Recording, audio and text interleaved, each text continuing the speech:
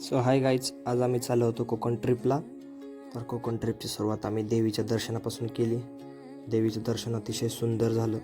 तिथून आम्ही डायरेक्टली आलो देवगड बीचला. देवगड बीचचा व्ह्यू एकदम बघितला, भारी व्ह्यू होता. फोटोज वगैरे व्हिडिओज वगैरे काढले. नंतर आम्ही आलो कुणकेश्वर टेम्पलला. कुणकेश्वर टेम्पल एकदम भारी, अतिशय सुंदर मंदिर आहे. तिथून कुणकेश्वर बीचला आलो, तिथंच पाठीमागे आहे. एकदम भारी असा व्ह्यू होता. तिथून आम्ही आलो मालवणला. मालवणमध्ये ब्लू ॲडव्हेंचरचा राईड्स वगैरे माहिती वगैरे घेतली. अतिशय सुंदर आणि सेफ्टी ही महत्त्वाची आहे, त्यामुळं त्यांनी सर्व माहिती दिली. तर आम्ही स्कुबा डायव्हिंग केलं. स्कुबा डायव्हिंगमध्ये इतका भारी एक्सपिरियन्स होता. भरपूर सारे मासे वगैरे खूप डीप नेऊन त्यांनी सर्व माहिती वगैरे सांगितली. माशांचे प्रकार वगैरे खूप सारं माहिती त्यांनी दिली. खूप सारं नवीन काही बघायला मिळालं. डीप समुद्रामध्ये काय असतं काय नसतं सर्व बघायला मिळालं. तिथून आम्ही सेकंड राईडला आलो स्पीड बोटिंगला. स्पीड बोटिंगमध्ये बोट एकदम स्पीड अशी खूप छान वाटत होतं.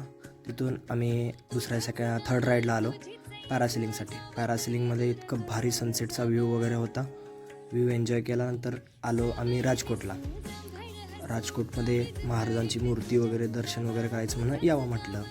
तर आलो. त्याच्यानंतर इतकं भारी वाटत होतं. नंतर माझ्या मित्रांना वगैरे मी बोललो चला आतमध्ये जाऊ. आणि मित्र वगैरे आम्ही सर्व आतमध्ये एंट्री केली. एंट्री फीज वगैरे काही नाही आहे, डायरेक्टली तुम्ही जाऊ शकता. तर आतमध्ये आलो तर मित्र वगैरे बोलत होते. नंतर छत्रपती शिवाजी महाराज की जय ही घोषणा केली मोठ्याने. घोषणा केल्यावर नंतर पुढं माझ्या मित्रांना थोडीशी माहिती सांगितली की ही मूर्ती आहे ती 150 फूट उंच मूर्ती आहे. नंतर 150 फूट उंच मूर्ती महाराजांची. अरे बापरे म्हटलं, की उंच आणि खूप छान दिसत होती. आणि आम्ही आतमध्ये प्रवेश केला. तर प्रवेश केल्यावर आम्ही म्हटलं आता थोडीशी मूर्ती दाखवावी तुम्हाला.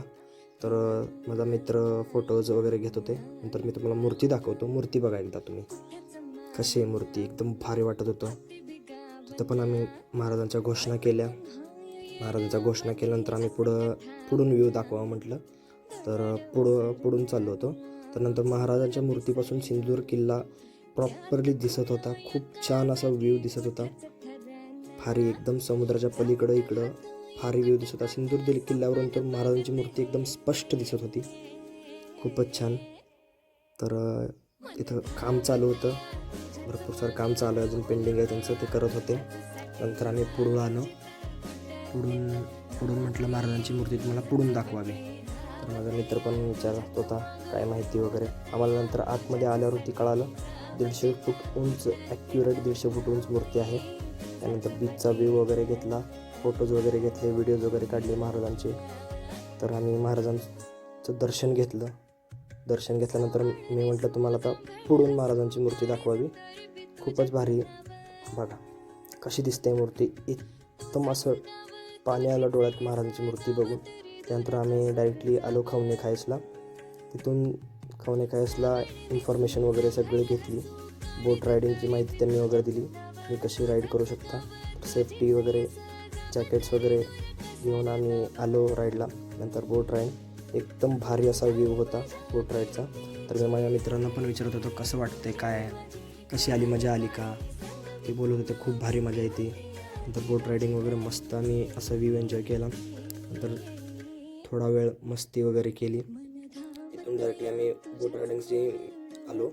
नंतर तुम्हाला असा व्ह्यू दाखवा म्हटलं समोरून व्ह्यू बघा कसा भारी आहे, एकदम मँग्रोव्ज वगैरे. नंतर माझा मित्र पण एकदम भारी व्हिडिओ वगैरे घेत होता.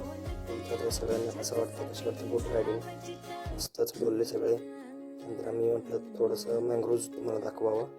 एकदम खवणे खायसमध्ये जर तुम्ही आलात किंवा मालवणला आलात तर एकदा नक्की खवणे खायसला व्हिजिट करा. कारण तिथून खूप सारा एक्सपिरियन्स तुम्हाला एक्सप्लोअर करायला मिळेल, एक बोटिंग करायला मिळेल, भरपूर नवीन एक्सपिरियन्स. नंतर मी माझा मित्र व्हिडिओ काढत होता.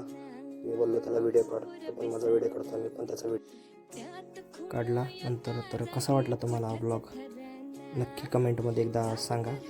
तर धन्यवाद.